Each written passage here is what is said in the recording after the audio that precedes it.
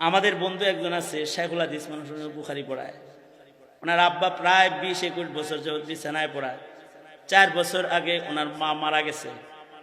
ওনার আমল হলো সকালবেলায় ফজরের আগে বাবারে ক্যাম্পাস পরিষ্কার করায় ফজরের সময় বাবারে কেবলামুখী বসায় দেয়। আবার সন্ধ্যাবেলায় মাদ্রাসা থেকে যায় বাবার ক্যাম্পাস খুলে বাবারে পরিষ্কার করে দেয়।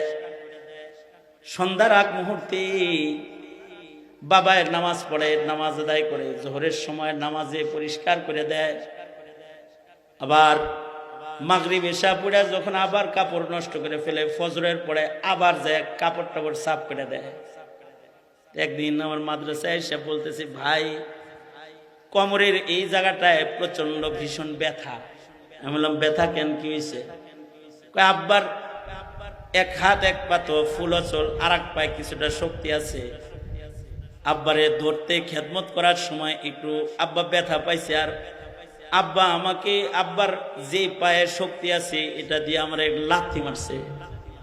এমন লাথি মারছে যে আমি মানুষ বা আব্বারে উঠাইতে যায় এমনি কোমরে ব্যথা পাই, লাথি মারছে কোমরে, তো কোমর ব্যথা হয়ে গেছে। তাই বললাম, শেখুল হাদিস সাহেব কেমন লাগতেছে আপনার লাথিটা খায়া? খুব ভাল লাগতেছে, ছোটবেলায় যে কত লাথি বাবারে দিছি।